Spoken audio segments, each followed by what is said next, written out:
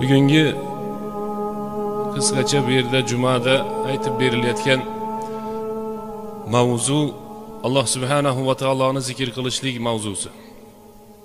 Alloh taolo Qur'oni Karimda bir necha yerlarda Alloh taoloni zikr qilishlik haqida bayon qilgan. Va payg'ambarimiz sollallohu alayhi va sallam o'zlarining bir nechta hadislarida, sahih hadislar, Alloh subhanahu va taoloni zikri eng afzal ibodatligini bayon qilgan. Va ulamolarimizning mashhur so'zi bor: dunyoga kelib dunyoni lazzatini, dunyoni rohatini ko'rmay ketibdi kimki Alloh subhanahu va taoloni zikr qilmasa yoki zikr qilsa ham haqiqiy bir qalbida shu zikrni his qilmagan bo'lsa deb aytishadi. Ular shunday odamlarki, dunyoga kelib hayotni nimaligini tushunmasdan o'tib ketgan odamlar dunyoga kelishadi-yu, Alloh subhanahu va taoloni zikr qilishmaydi. Zikr qilishsa ham zikrdagi bir qalbdagi xotirjamlikni, qalbida Alloh subhanahu va taolo beradigan bir sakinatni, rahmatni tushunmasdan o'tib ketishadi deb ulamolarimizning mashhur so'zi bor. Qur'oni Karimda Alloh subhanahu va taolo zikr qilishlik haqidagi oyatlarni har xil uslublar bilan zikr qilgan. Shularning biri Alloh taolo aytayaptiki, nido so'zi bilan ayni mo'min musulmonlarga. A'udhu billahi minash shaytonir rojim. Ya ayyuhallazina amanu zkurulloha zikron kaseera dedi. Ey iymon keltirganlar. Ya'ni ma'nosi ey Robbim Alloh deganlar deyapti. Iymon keltirganlar. Uzkurulloha zikron kaseera. Alloh subhanahu va taoloni zikr qilinglar demayapti. Alloh subhanahu va taoloni ko'p zikr qilinglar deyapti. Alloh subhanahu va taoloni uzkurulloha zikron kaseera, kaseera degani ey iymon keltirganlar, Alloh subhanahu va taoloni ko'p zikr qilinglar deyapti. Zikrning ma'nosi eslashlik. Alloh subhanahu va taoloni ko'proq eslanglar deyapti. Wasabbihuhu bukratan va asila. Ertalabda-yu, kechda-yu doimo Alloh subhanahu va taologa sizlarni tillaring tasbih aytishlikdan to'xtamasin deyapti. Agar haqiqatan iymon keltirdim desalaring, mo'min musulmonmiz desanglar, uzkurulloha zikron kaseera. Alloh subhanahu va taoloni ko'p zikr qilinglar deyapti. Mana zikrni Alloh subhanahu va taolo Qur'oni Karimda va la zikrullohi akbar dedi. Albatta Alloh taoloni zikri eng katta narsa dedi. Va la zikrullohi akbar. Alloh subhanahu va taoloni zikri u katta narsa deyapti Qur'oni Karimda Alloh taolo. Inna salata tanha anil fahsha'i wal munkar. Kim namoz o'qiyotgan bo'lsa, juma namozi, hayit namozi, 5 vaqt namozlar o'qiyotgan bo'lsa, tanha anil fahsha'i wal munkar, fahsh va munkar ishlardan namoz qaytaradi deyapti. Bugun qaytarmasa ertaga qaytaradi. Shu hafta, shu oy qaytarmasa keyingi oy, keyingi yil namozda davomiy bo'lsa, inshaalloh qaytaradi. Fahsh ishni ham qilyapti, namoz ham o'qiyapti. Lekin vaqti kelganda inshaalloh fahsh munkar ishi to'xtaydi, namoz tufayli deb Alloh subhanahu va taolo aytibdi Qur'oni Karimda. Shu oyatning davomida va la zikrullohi akbar. Alloh subhanahu va taoloni zikri katta deyapti.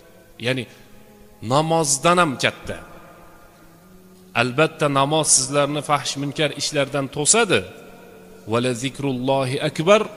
Alloh subhanahu va taoloni zikri namozdan ham ulug'roq, kattaroq deb Qur'oni Karimda Alloh subhanahu va taolo bayon qilyapti. Payg'ambarimiz sollallohu alayhi va sallam sahih hadisda rivoyat qilinadi, aytadilarki: "Masalul lazi yazkuru robbahu vallazi la yazkuruhu kamasalil hayy val mayyit" dedi. Alloh subhanahu va taoloni zikr qiladigan inson bilan alloh subhanahu va taoloni zikr qilmaydigan insonni misoli xuddi tirik bilan o'likdan farqi yo'q dedi. Ma'noni qarang, hadis ma'nosini. Alloh taoloni zikr qiladigan insonni misoli tirik odamga o'xshaydi dedi. Alloh taoloni zikr qilmaydigan insonni misoli o'lik odamga o'xshaydi dedi. Robotga o'xshab yuraveradi. Qo'li bor, oyog'i bor, ko'zi bor, qulog'i bor, bosib yuradi biz oramizda. Zikr qilmaydi. O'zi tirigu xuddi tirik o'likka o'xshab qoladi. Buni masalan inson ikkita narsadan turadi. Birinchisi mana hammamiz ko'rib turgan jasad. Ikkinchisi birortamiz ko'ra olmayotgan insonning ruhi. Mana shu insonning ruhi agar tirik bo'lmasa, jasadning tirikligida uncha foyda yo'q. İnsanning ruhi tirik bo'lmasa, bu jasadning tirikligida uncha foyda yo'q. Shuni aytib payg'ambarimiz sollallohu alayhi vasallam Robbisini eslaydigan, zikr qiladigan insonning misoli tirik insonga o'xshaydi. Robbisini eslamaydigan, zikr qilmaydigan insonning misoli o'lik odamga o'xshaydi deyapti. Mana Alloh subhanahu va taolo Qur'oni Karimda ala bi zikrillahi tatma'innul qulub deyapti. Allohning zikri bilan qalblar xotirjam bo'lmaydimi deyapti. Ya'ni buni javobi bitta. Alloh taoloning zikri bilangina qalb xotirjam bo'ladi. Payg'ambarimiz sollallohu alayhi vasallamdan sahobalar rivoyat qilib aytishadi. Mana qarang, payg'ambarimiz sollallohu alayhi vasallamni qilgan gunohlari kechirilgan, jannatga kirishligi aniq bo'lgan bir majlisda o'tirsak, payg'ambarimiz sollallohu alayhi vasallam 70 marotaba astag'firulloh degan so'zini biz eshitardik degan sahobalar. Bitta majlisni o'zida 70 martadan kam zikr qilmayotgan Alloh taolo. Biz payg'ambarimiz sollallohu alayhi vasallamdan ko'ra ko'proq zikr qilishga muhtojmiz. Payg'ambarimiz sollallohu alayhi vasallamdan ko'ra ko'proq Alloh subhanahu va taoloni eslashlikka muhtojmiz. Qur'oni Karimda Alloh subhanahu va taolo fazkuruni azkurkum vashkuruli va la takfurun dedi. Ey bandalarim, sizlar qachon meni eslasanglar, men shunda sizlarni eslayman dedi. Mana zikr degani Alloh taoloni eslashlik. Qachonki sizlar meni eslasanglar, men sizlarni eslayman dedi. Jo'ralaringiz bugun erta bir hafta eslaydi, o'tib ketganingizdan keyin bo'ldi. Eng yaqin farzandingiz ham bir ehson qilib berishligi mumkin, bir marta, ikki marta esdan chiqaradi. Ayolingiz ham bir ikki yig'laydi. Ayol kishi erkak kishidan ko'ra esonroq esdan chiqarib yuboradi. Qo'shnilar, mahalla 100 yil oldin biz yo'q edik.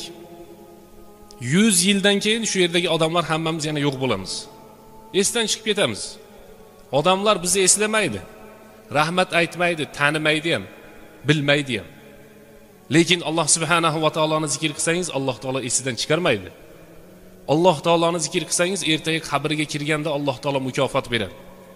Alloh taoloni zikr qilsangiz, qiyomat kuniga borganda bu meni eslaydigan, zikr qiladigan bandam kepti deb Alloh subhanahu va taolo eslaydi. Qala robbi lima hashartani a'ma va qad kuntu basira. Qiyomat kunida aytar ekan: ey Robbim, nima sababdan meni ko'zimni ko'r qilib yaratding? Men dunyoda ko'zlarim ko'rardi-yu.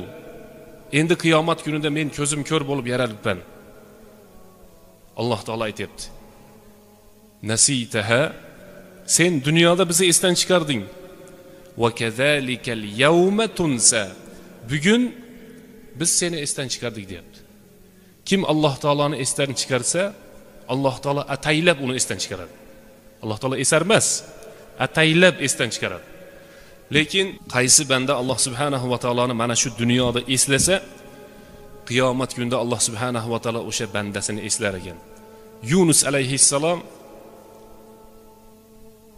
dengizning qorong'uligi, tunni zulumati va baliqni, o'sha katta kit balig'ini qornida qolib ketganda la ilaha illa ant subhanak inni kuntu minaz zolimin dedi. yo Alloh, sendan o'zga iloh yo'q dedi. Sen pok parvardigorsan, men zolimlardan bo'ldim deb Allohni zikr qildi. Tafsir kitoblarida aytiladiki, farishtalar aytar ekan, ey Robbimiz, bizga ma'lum bo'lgan, tanish bo'lgan ovoz senga qarab nido qilyapti. O'zing shuni baliqni qorindan chiqarib yuborgin deb aytishar ekan. Shunda Alloh subhanahu va taolo farishtalarga, albatta men buni baliqni qorindan chiqaraman deb chiqarib yuboradi.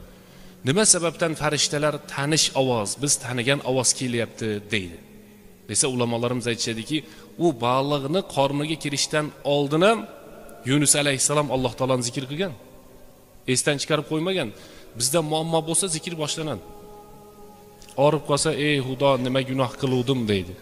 Sal teskari savol. Nima gunoh qilmadim deyish kerak o'zi. Qaysi gunoh qolib ketdi o'zi qilmagan. Muammo bo'lsa Alloh taoloni eslaydi.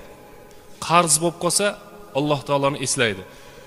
Bemalolchilik, xotirjamlik paytida Alloh subhanahu va taoloni esdan chiqarib qo'yar ekan. Shuning uchun payg'ambarimiz sollallohu alayhi vasallam hadisda Alloh subhanahu va taologa xotirjam bo'lib turgan paytinglarda, sog'lik, salomatlik bor, tinchlik bor, aql, zakovat, fahm, farosat ishlab turgan vaqtda ta'arruf ilallohi firraha, Alloh taologa xotirjamlik paytida tanilib oling dedi. Ya'rifka fi shidda, ertaga boshingizga bir shiddat, muammo tushgan paytda albatta Alloh subhanahu va taolo sizni taniydi.